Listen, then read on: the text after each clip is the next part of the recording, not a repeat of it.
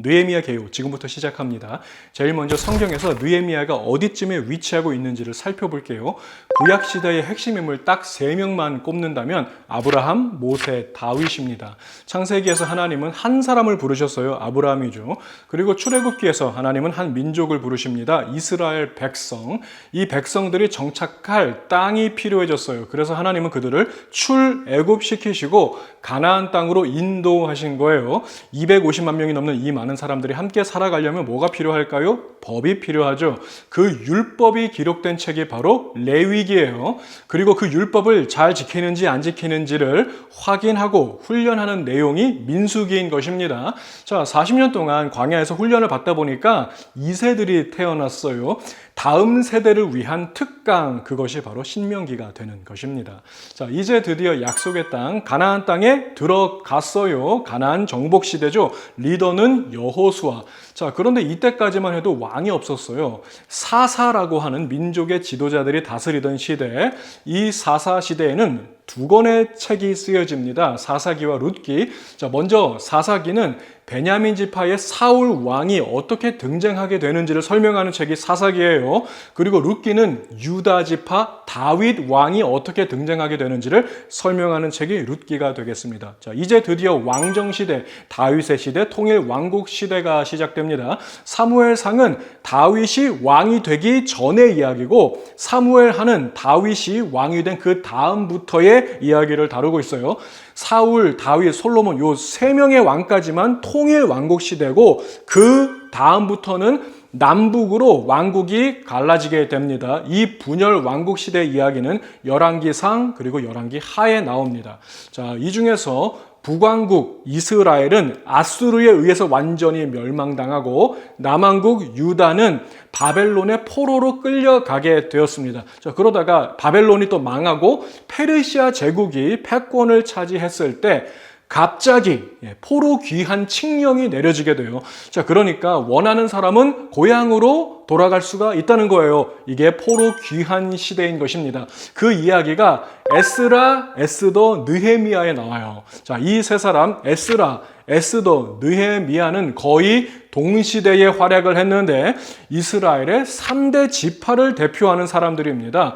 이 12지파 중에 3대 지파가 있거든요. 레위 지파, 유다 지파, 베냐민 지파, 3대 지파예요. 자, 이 레위 지파에는 사무엘, 에스라, 세레, 요한 이런 사람들이 있고요. 유다 지파에서 유명한 사람은 다윗, 느헤미야, 예수님이 있습니다. 베냐민 지파에는 사울 왕이 있고 에스더, 사도 바울이 베냐민 지파예요. 자, 이것을 시대적으로 분류해 보겠습니다. 통일 왕국 시대에는 레위 지파의 사무엘, 유다 지파의 다윗, 베냐민 지파의 사울이 중심이었어요. 자, 시간이 지나서 포로 귀환 시대에는 레위 지파의 에스라, 유다 지파의 느헤미야, 베냐민 지파의 에스더가 주인공이에요. 자, 그리고 신약에서는 레위 지파의 세례 요한, 유다 지파의 예수님, 그리고 베냐민 지파의 사도 바울이 중심이 되어서 활약을 하게 되는 것입니다. 자, 이번에는 느헤미야의 시대적 상황을 살펴보겠습니다. 페르시아 제국의 고레스 왕이 포로 귀환 칙령을 내렸어요. 고향으로 이제 돌아가도 된다는 거예요. 몇 년 만에 돌아가는 거냐면 무려 70년 만에 고향으로 돌아갈 수 있어요. 돌아갔을까요? 거의 안 돌아갔어요. 내가 지금 타국에 살고 있기는 하지만 내 친구들도 지금 다 여기 있고 가정도 있고 직장도 여기 있고 삶의 터전이 여기 다 있는데 그거를 하루아침에 다 포기하고 가기는 정말 힘든 결정이었을 것입니다. 그럼에도 불구하고 성전을 그리워하며 예배를 그리워하며 예루살렘으로 돌아갔던 소수의 사람들이 있었어요. 1차 귀환은 수룹바벨이라는 사람이 이끌고 갔습니다. 자, 이때 예루살렘 성전이 다시 재건되는 거예요. 자, 요 내용은 에스라 1장부터 6장에 나오고 있습니다. 자, 그러다가 위기가 한번 찾아옵니다. 고레스 왕이 죽고 아하수에로 왕 때 유대인들을 다 죽이려고 계획한 나쁜 사람이 있었어요. 하만이라고 있어요. 그 하만의 계략을 뒤집어서 엎어버리고 죽으면 죽으리라 그러면서 유대인들을 안전하게 지킨 용감한 여인이 있습니다. 바로 아하수에로 왕의 왕비 에스더예요. 시간이 좀 지나서 2차 귀환의 시기, 2차 귀환은 에스라가 리더였어요. 예배를 회복하고 제사를 회복하는 일을 합니다. 또 이 내용은 에스라 7장부터 10장에 나와요. 자, 이제 마지막 3차 귀환이 느헤미야예요. 무너진 성벽이 재건되고 예루살렘 도성 전체가 다시 부흥하게 됩니다. 우리는 이제 앞으로 9주 동안 느헤미야의 이야기를 자세하게 살펴보고 은혜를 나누려고 합니다. 느헤미야 1장 이 앞부분에 보시면 느헤미야의 형제 하나니가 느헤미야를 찾아와서 고향 소식을 전해주는 장면이 나오거든요. 사람들은 환난을 당하고 능욕을 받고 예루살렘 성은 다 허물어지고 성문들은 불탔다는 소식이었어요. 사실 이 이야기는 14년 전에 에스라 때도 똑같이 있었던 이야기거든요. 그런데 대부분의 사람들은 이런 이야기를 들어도 별 반응을 안 합니다. 그러나 느헤미야는 달랐어요. 무너지고 불탄 예루살렘 성벽과 성문을 그냥 내버려 둘 수가 없었던 느헤미야는 성벽 재건의 날을 꿈꾸면서 예루살렘으로 달려가는 것입니다. 자, 여기서 한 가지, 느헤미야는 선지자가 아니에요. 제사장도 아닙니다. 그럼 뭘까요? 느헤미야는 평신도예요. 직업이 있어요. 여러분, 하나님의 일은 선지자나 제사장이나 목사나 선교사를 통해서 이루어지는 것이 아닙니다. 하나님의 마음을 품은 그 한 사람을 통해서 하나님의 역사는 이루어지는 거예요. 계속해서 이 책의 주요 등장인물들을 살펴보겠습니다. 느헤미야의 직업이 뭐냐면 페르시아 왕 아닥사스다 왕의 술관원이에요. 이 술관원이 하는 일이 뭐냐면 왕이 마시는 음료수나 술에 독이 들었는지 안 들었는지 이거 검사하는 일을 하는 게 술관원입니다. 왜냐하면 그 당시 이제 왕을 암살하려는 시도가 많았거든요. 여기 나오는 아닥사스다가 누구냐면 페르시아의 왕비, 죽으면 죽으리라 그러면서 민족을 구했던 에스더, 그 에스더의 남편이 아하수에로인데 이 아하수에로의 아들이 아닥사스다예요. 아하수에로는 암살당해서 죽었습니다. 어떻게 암살당했는지는 몰라요. 어쩌면 독살일 수도 있겠죠. 그의 아들 아닥사스다는 독살의 위험을 너무나도 잘 알고 있었어요. 자, 그렇다면 어떤 사람을 술관원으로 임명을 하겠습니까? 믿음직하고 진실하고 욕심이 없는 착한 사람 느헤미야가 이 일의 적임자였던 거예요. 자, 여기 나오는 하나니는 느헤미야의 형제예요. 예루살렘 성벽이 허물어지고 성문들이 불탔다는 소식을 맨 처음 전해준 사람이 하나니, 느헤미야의 형제입니다. 또 하나니하고 이름이 비슷한 사람이 있어요. 하나니야. 하나니아는 어떤 사람이냐면 충성스러운 사람이요 하나님을 경외하는 사람이라고 소개되고 있습니다. 자, 느헤미야 곁에는 이런 좋은 동역자들이 있었다는 것이죠. 혼자 할 수 없어요. 이 두 사람이 나중에 예루살렘 지방을 함께 다스렸다고 나옵니다. 자, 그러니까 요즘으로 치면은 시장이 2명이라는 거예요. 이게 어떻게 가능하냐면 하나님을 경외하고 충성스러운 사람들이었기 때문에 자신의 욕심을 다 내려놓고 협력할 수가 있었던 것입니다. 느헤미야 1장부터 7장은 성벽 재건에 대한 이야기예요. 8장부터 13장은 영적인 성벽 재건이에요. 그 중심에 등장하는 사람이 바로 에스라인 것입니다. 말씀 교육, 성경 공부, 영적 성장 이런 영적인 활동들이 본격적으로 시작이 되고 예루살렘은 부흥기를 맞이하게 됩니다. 에스라의 공이 참 컸습니다. 자, 그러나 이럴 때 꼭 방해하는 사람들이 나타나죠. 산발랏, 도비야, 겟셈 요 3인방이 방해를 합니다. 느헤미야의 원래 직업은 술관원이었죠. 그런데 예루살렘에 올 때는 유다 총독으로 정식으로 임명이 되어서 파송되어 온 거예요. 산발랏은 사마리아의 총독이에요. 사마리아만 잘 되면 돼. 이 사람은 사마리아밖에 몰라요. 산발랏은 예루살렘이 잘 되는 것을 별로 원하지 않았어요. 그래서 방해를 한 것이죠. 옆에 있는 도비야는 이방인이에요. 암몬 사람 도비야 그럽니다.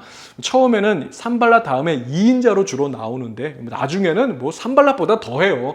느헤미야의 최대 대적으로 등장하는 인물이 바로 이 도비야입니다. 세 번째 방해꾼 겟셈은 아라비아 제국의 통치자예요. 그 당시 아라비아는 페르시아 제국의 영토가 아니었어요. 정복을 못했거든요. 아라비아의 통치자 겟셈도 느헤미야의 성벽 재건을 방해하는 자로 나옵니다.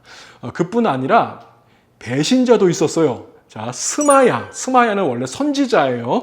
그런데 나중에 느헤미야를 배신합니다. 도비야한테 뇌물을 받았어요. 그리고 느헤미야를 곤경에 빠뜨리는 일에 동참하게 되는 나쁜 선지자 네, 스마야입니다. 또 느헤미야 당시 대제사장이 있어요. 엘리야십.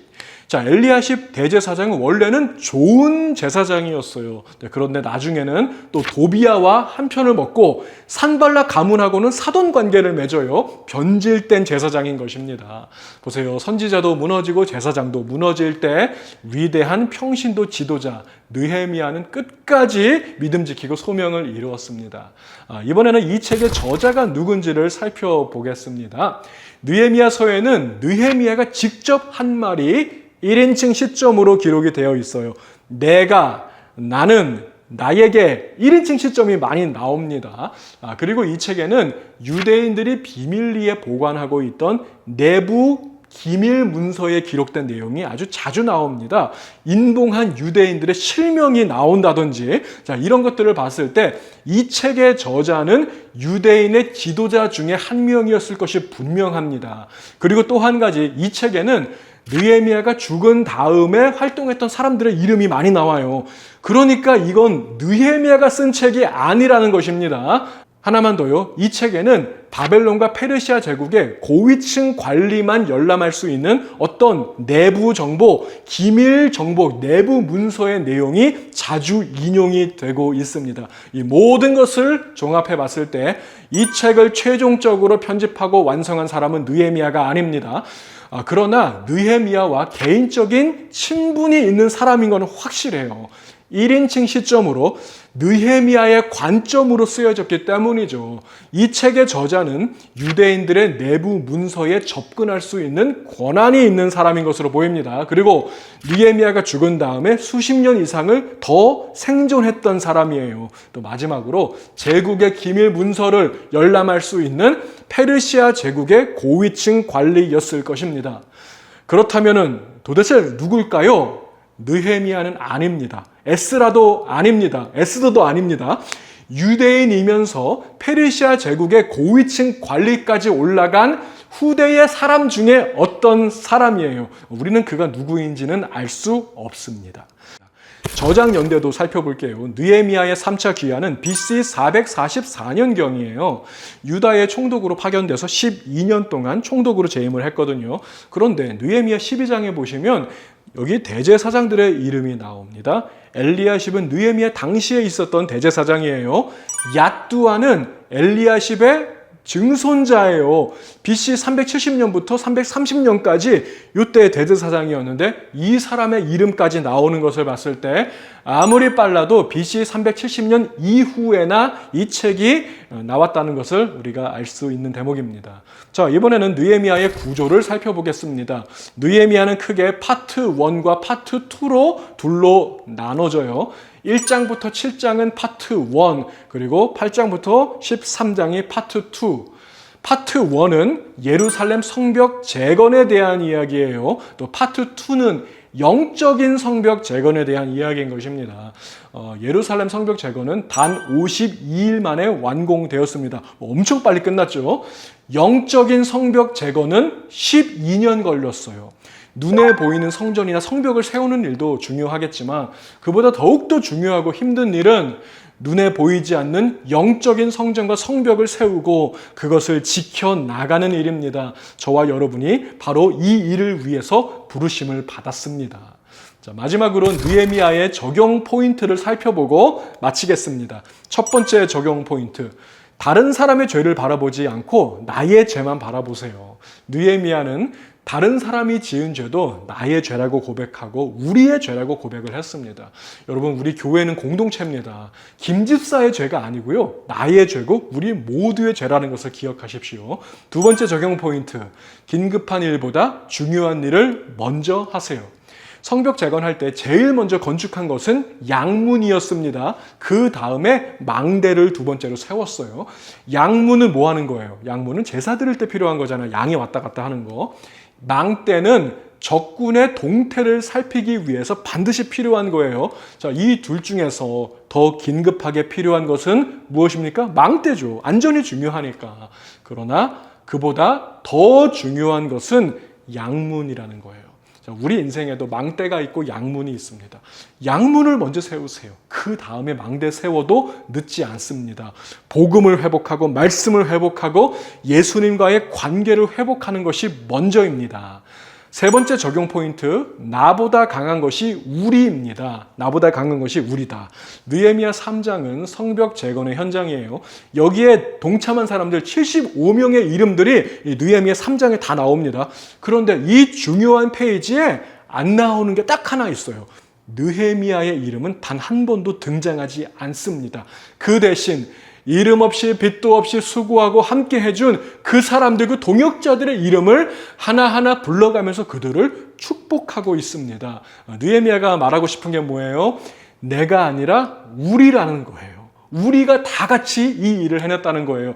나보다 강한 것이 우리입니다. 네 번째 적용 포인트, 사람은 잊어버릴지라도 하나님께서 기억하십니다.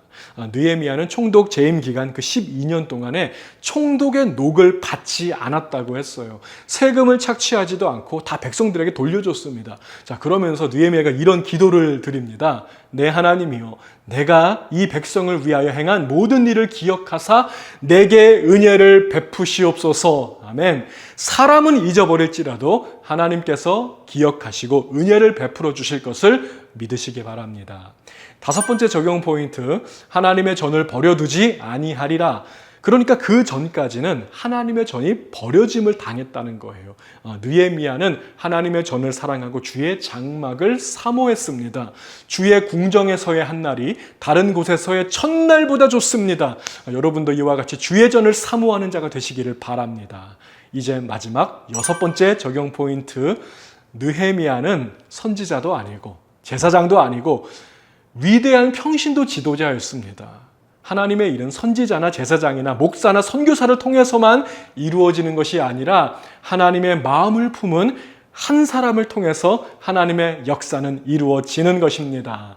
느헤미야서의 발견 커피 브레이크, 매주 수요일 저녁 온라인 줌에서 만나요. 지금까지 저는 장범원 목사였습니다.